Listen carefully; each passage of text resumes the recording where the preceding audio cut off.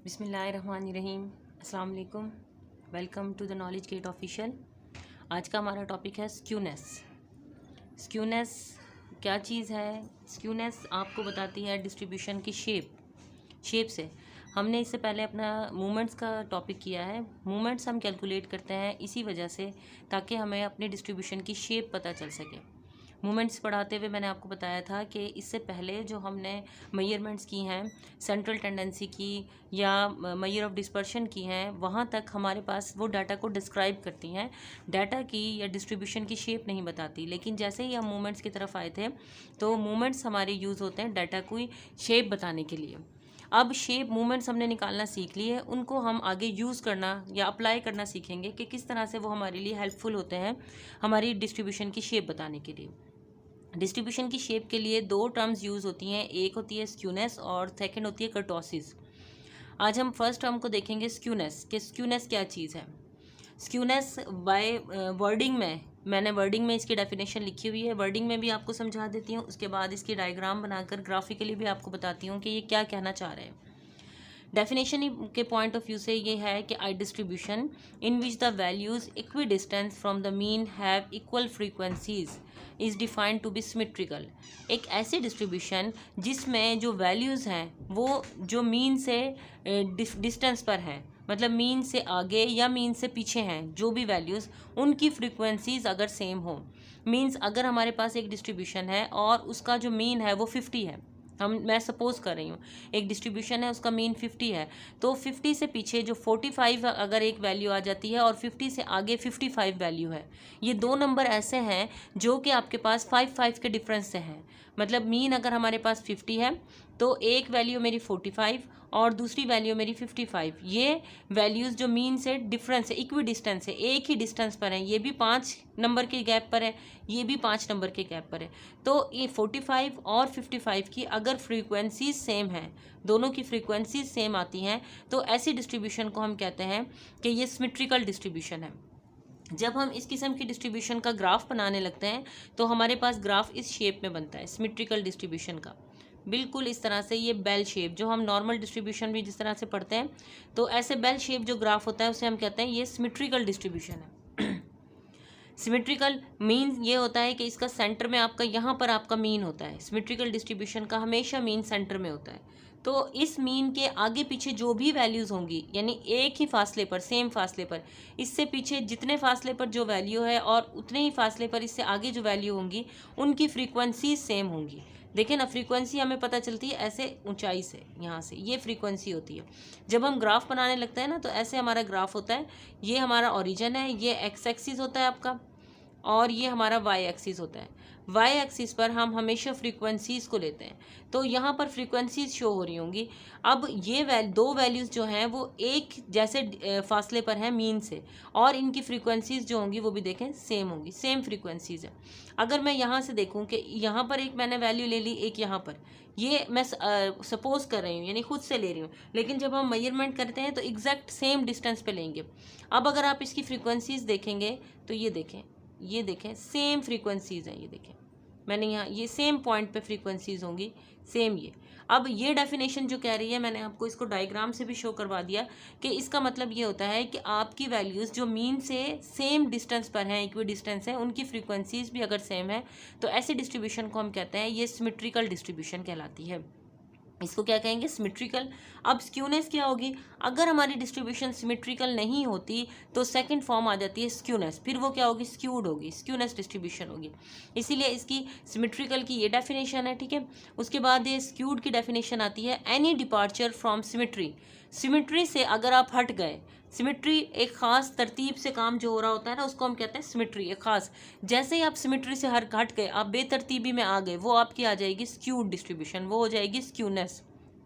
अब स्क्यूनेस की शेप किस तरह से होती है जी?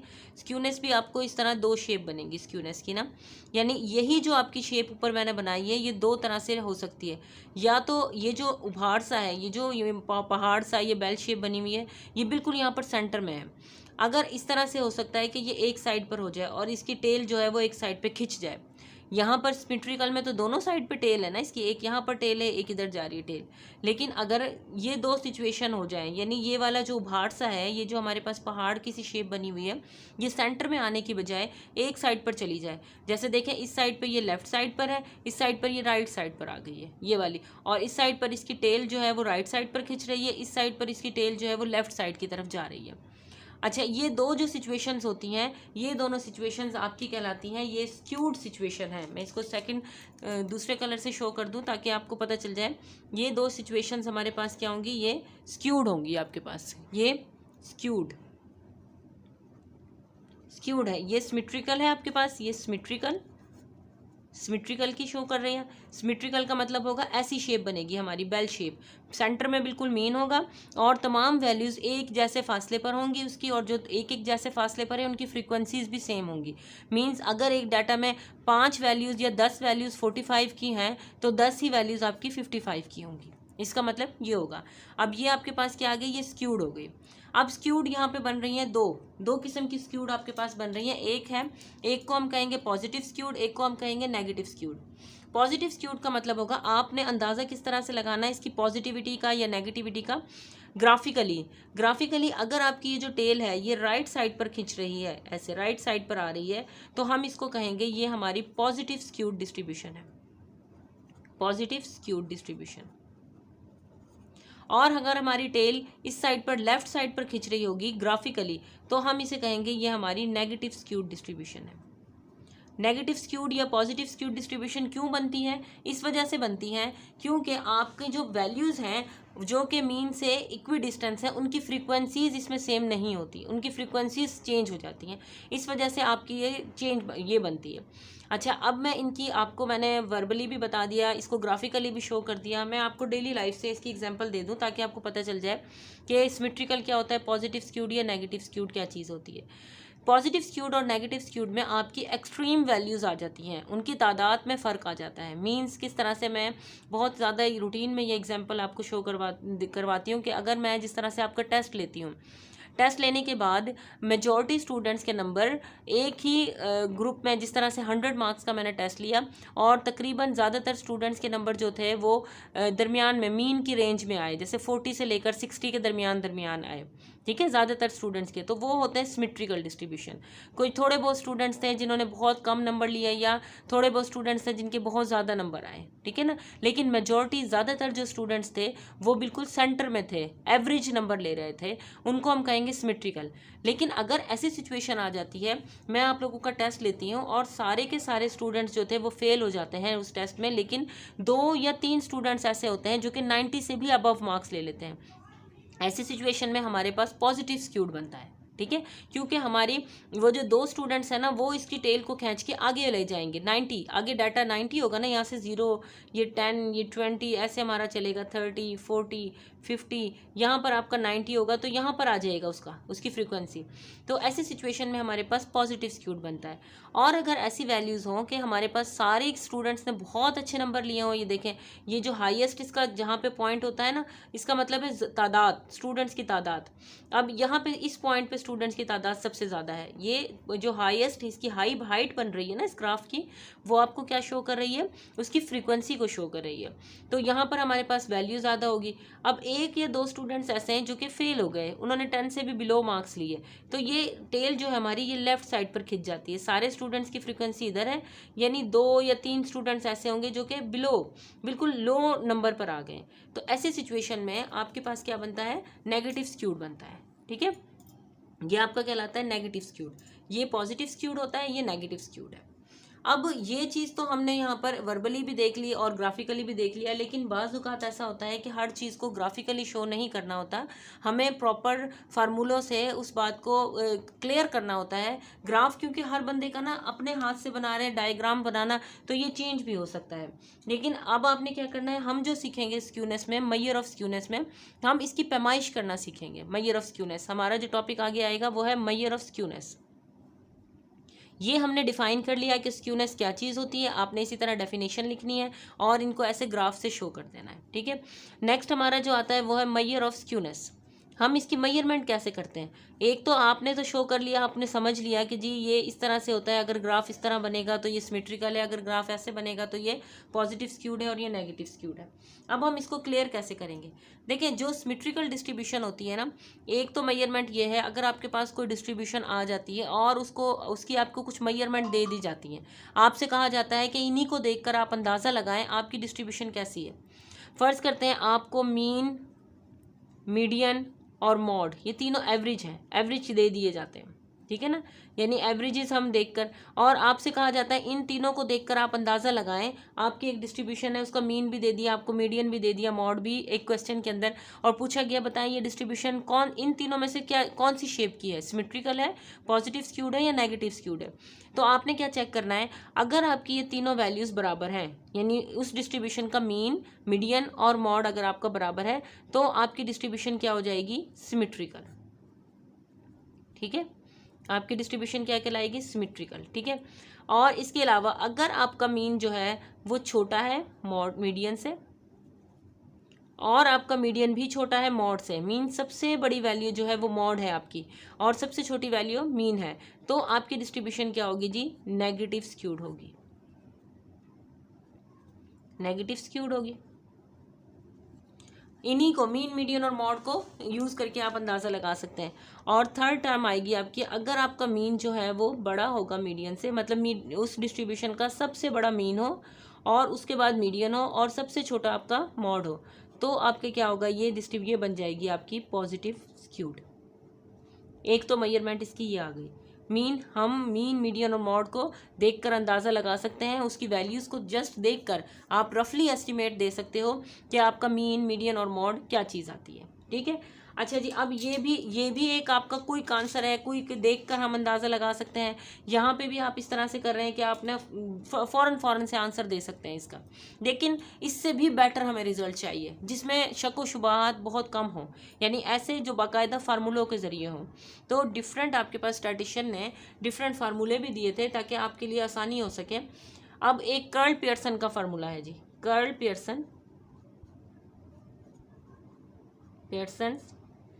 ये एक फार्मूला है। इसने एक फार्मूला आपको दिया था कि आप इस फार्मूले को यूज़ करके निकाल सकते हैं coefficient of skewness. Coefficient of skewness की डायरेक्ट मेजरमेंट नहीं होगी, उसको कोएफिशिएंट की फॉर्म में निकाला जाएगा। और ये हम पहले मेजर ऑफ डिस्पर्शन में पढ़ चुके हैं कि किसी भी चीज़ के साथ जब कोएफिशिएंट लगता है तो वो यूनिट फ्री होता है, उसका आंसर जो है यूनिट फ्री आएगा, उसके साथ हम कोई भी यूनिट नहीं लगाएंगे, आंसर हमेशा परसेंटेज में या इस तरह से बगैर यूनिट के होगा।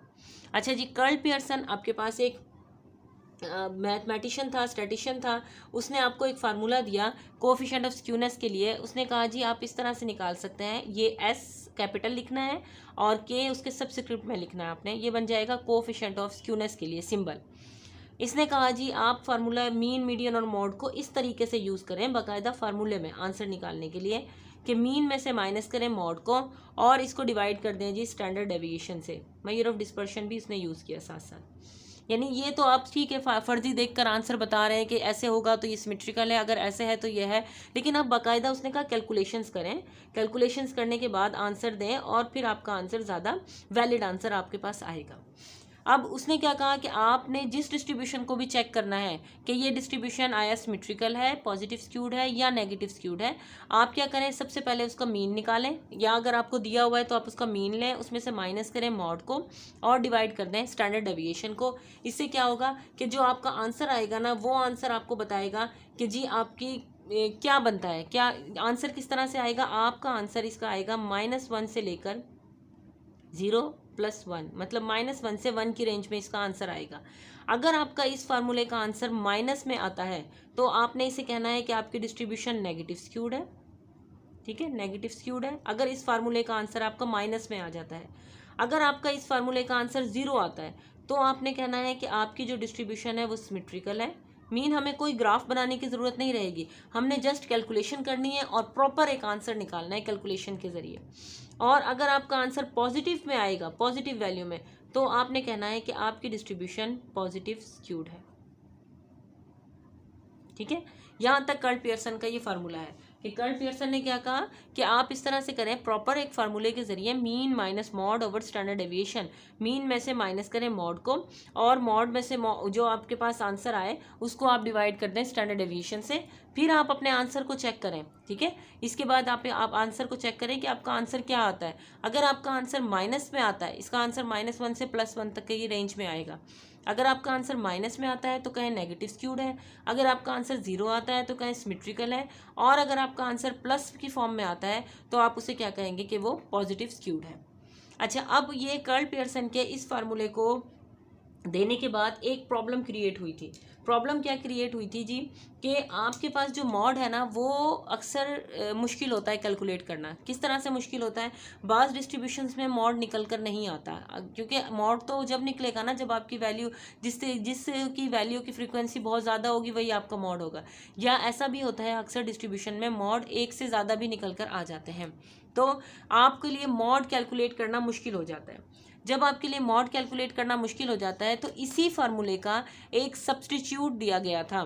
सब्स्टिट्यूट क्या दिया गया था कि आप इसकी जगह पर, मॉड की जगह पर एम्पिरिकल रिलेशनशिप पुट कर सकते हैं और इसी फार्मूले को आप यूँ यूज़ कर सकते हैं कि SK = 3 मीन माइनस मीडियन।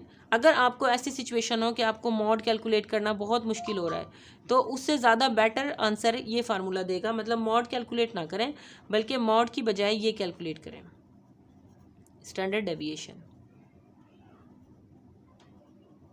ठीक है, 3 mean minus median over standard deviation. अब मॉड की जगह पर आपने वहाँ पे या तो आप ये फार्मूला यूज़ कर सकते हैं जो मैंने आपको पीछे अभी बताया है, यानी ये फार्मूला कि आप mean minus mod over standard deviation करें। ठीक है, अगर ऐसी सिचुएशन हो कि आपको मॉड नहीं निकल सकता, उसमें कैलकुलेट नहीं हो सकता, या एक से ज़्यादा आपके मॉड निकल कर आ रहे हैं, तो आप इसकी बजाय क्या कर सकते हैं, ये फार्मूला भी यूज़ कर सकते हैं, 3 mean minus median over standard deviation.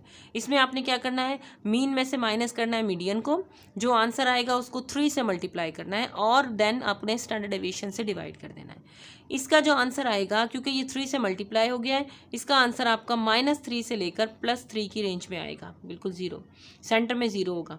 अगर आपका आंसर 0 आता है तो आपने कहना है कि आपकी डिस्ट्रीब्यूशन सिमेट्रिकल है, सिमेट्रिकल।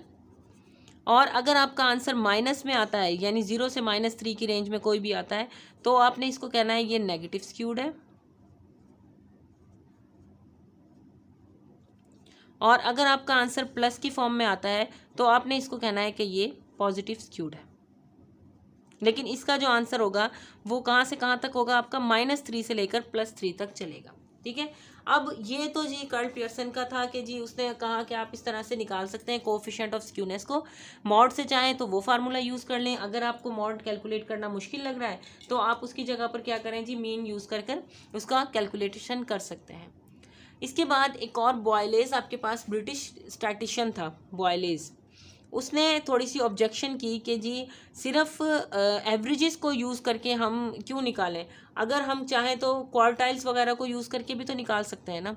ठीक है, उसने अपनी एक ऑब्जर्वेशन दी कि बॉयलेज का क्या था, बॉयलेज एक ब्रिटिश स्टैटिशियन था, उसने कोएफिशिएंट ऑफ स्क्यूनेस दिया, बॉयलेज कोएफिशिएंट ऑफ स्क्यूनेस। ये सारे फार्मूले हैं जो कि आपको स्क्यूनेस निकालने के लिए तरीके बता रहे हैं। अब आपकी मर्ज़ी है, या क्वेश्चन में आपको मेंशन कर दिया जाएगा कि जी फ़लाँ फार्मूले के ज़रिए आपने कोएफिशिएंट ऑफ स्क्यूनेस निकालना है। तो आपने याद रखना है कि जी कर्ल पियर्सन का कौन सा फार्मूला था और बॉयलेज का कौन सा फार्मूला था, और इसके अलावा क्वेश्चन में देखना है कि क्या क्या चीज़ें हमें दी हुई हैं, उन चीज़ों को गिवन जो आपको चीज़ें होंगी उन्हीं को यूटिलाइज़ करना है अपने फार्मूले में। अगर आपके फार्मूले में मीन, मीडियन और स्टैंडर्ड डेविएशन दिया हुआ है आपके क्वेश्चन में, तो आप ये फार्मूला यूज़ करें।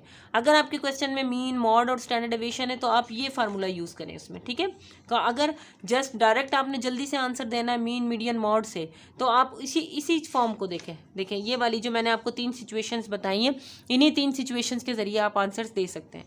तो ये मुख्तलिफ सिचुएशंस में मुख्तलिफ तरीके के फार्मूले बताए जा रहे हैं, क्योंकि स्टैट्स आपको एक ही टर्म को निकालने के लिए डिफरेंट रूल्स बताता है, डिफरेंट फार्मूलाज बताता है, और वो इसलिए बताते हैं ताकि आप सिचुएशन को देख कर पुटिंग करें।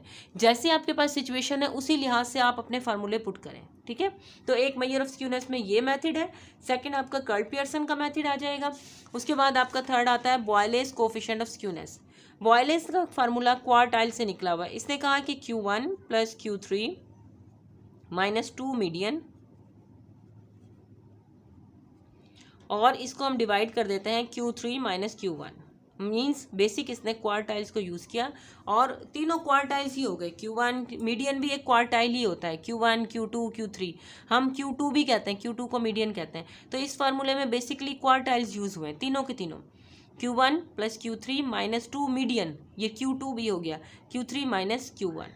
इसकी जो वैल्यू होगी वो भी आपकी -1 से लेकर +1 तक चलेगी, सेंटर में 0 आएगा, यानी इससे बाहर नहीं निकलेगी, जो मैं आपको रेंज बता रही हूँ।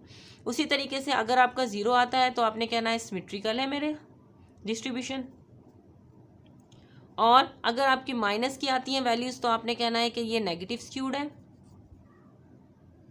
और अगर आपकी प्लस की आती हैं तो आपने क्या कहना है इसको, ये पॉजिटिव स्क्यूड है। ठीक है, अच्छा जी, यहाँ हो गया। अब लास्ट जो इसकी कैलकुलेशन का मेथड्स है वो है मूवमेंट्स के ज़रिए, जो कि हमने अभी थोड़ी देर पिछले लेक्चर में पढ़ा था मूवमेंट, ठीक है ना। अब उसके मैंने पहले भी डिस्कस किया अभी थोड़ी देर पहले ना आपसे मूवमेंट्स का। तो मूवमेंट्स भी बड़े हेल्पफुल होते हैं आपको शेप बताने के लिए, शेप के किस तरह से आपकी शेप है डिस्ट्रीब्यूशन की ना, किस तरीके से आपको बताते हैं। मूवमेंट्स का फार्मूला क्या होता है, अगर आप मूवमेंट्स के ज़रिए निकालेंगे इसको कोफिशिएंट ऑफ स्क्यूनेस को, तो इसका फार्मूला होगा coefficient of skewness is equal to, इसको चेंज करके मैं ताकि आपको क्लियर हो जाए लिख देती हूँ। कोफिशिएंट ऑफ स्क्यूनेस मूवमेंट्स का ये निकलेगा जी M3 divided by M2, M3 का स्क्वायर डिवाइडेड बाय M2 का क्यूब, यानी थर्ड मूवमेंट का आपने स्क्वायर ले लेना है और सेकंड मूवमेंट का आपने क्यूब ले लेना है, तो आपके पास आंसर किसका आ जाएगा, कोफिशिएंट ऑफ स्क्यूनेस का आ जाएगा।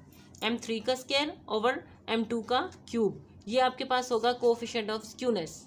ठीक है, यानी आपने सिचुएशन को देख के करना है कि कैसी सिचुएशन है क्वेश्चन के अंदर, कि हमें क्वार्टाइल्स प्रोवाइड किए गए हैं, मूवमेंट्स प्रोवाइड किए गए हैं, या mean median standard deviation provide किया गया है। आपने फिर उसी की मदद से आंसर ये देखें मैंने कितने तरीके आपको बताए, यहाँ पर कितने मेथड है मेजर ऑफ स्क्यूनेस के।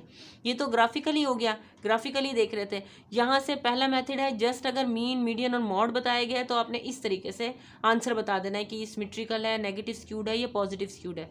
अगर आपको मीन मॉड और स्टैंडर्ड डेविएशन दिए हुए हैं तो इस फार्मूले को यूज़ करना है। अगर मॉड कैलकुलेट करना मुश्किल हो रहा है तो मीन मीडियन और स्टैंडर्ड डेविएशन का ये मेथड आप यूज़ कर सकते हैं। ठीक है, उसके अलावा क्वार्टाइल्स दिए हुए हैं तो ये मेथड आप यूज़ कर सकते हैं। अगर मूवमेंट्स को यूज़ करके आपने आंसर देना है, मूवमेंट्स के जरिए मूवमेंट्स कैलकुलेट हो रहे हैं, तो आपने थर्ड मूवमेंट का स्क्वायर लेना है और सेकंड मूवमेंट का क्यूब लेना है आपने। ठीक है, क्यूब लेने के बाद आपने उसका जो आंसर आएगा उसको देखकर बता देना। इसके आंसर भी इसी तरह से चलेगा कि आपकी रेंज जो होगी वो -1 से 1 तक जाएगी। नेगेटिव, अगर आपका इसका भी नेगेटिव आंसर आएगा तो नेगेटिव स्क्यूड कहेंगे, 0 होगा तो आप कहेंगे सिमेट्रिकल है, सिमेट्रिकल।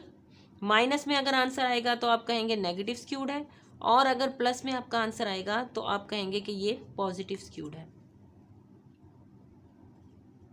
पॉजिटिव। ठीक है, तो ये हमारा होता है जी मेजर ऑफ स्क्यूनेस। यहाँ तक मैंने आपको सारा डिफाइन किया है आज इसका कि ये किस तरह से फार्मूले होंगे। नेक्स्ट लेक्चर में इंशाल्लाह मैं इसकी इम्प्लीमेंटेशन करना बताऊंगी आपको, डिफरेंट क्वेश्चंस में डिफरेंट क्वेश्चंस लेकर आऊँगी अगले लेक्चर में, और आपको बताऊंगी कि जी अब कौन सा फार्मूला, हमने यहाँ पर इसके 1 2 3 4 5 मेथड्स पढ़ लिए हैं, 4-5 मेथड्स। इन 5 मेथड्स में से हम क्वेश्चन को देखकर सॉल्व करेंगे कि कौन सा फार्मूला इसमें पुट करना चाहिए। क्वेश्चंस को देखकर डील करेंगे कि ये क्वेश्चन है, इसमें हमें ये चीज़ें प्रोवाइड की गई हैं, या ये चीज़ें हम इजीली निकाल सकते हैं इस क्वेश्चन के अंदर, इस डिस्ट्रीब्यूशन के अंदर, तो हमें कौन सा फार्मूला यूज़ करके अपने आंसर को इजीली निकालना चाहिए। ठीक है, यहाँ तक आपका मेजर ऑफ स्क्यूनेस था। इंशाअल्लाह नेक्स्ट लेक्चर में मैं आपको इसकी इम्प्लीमेंटेशन सिखाऊंगी। अल्लाह हाफिज़।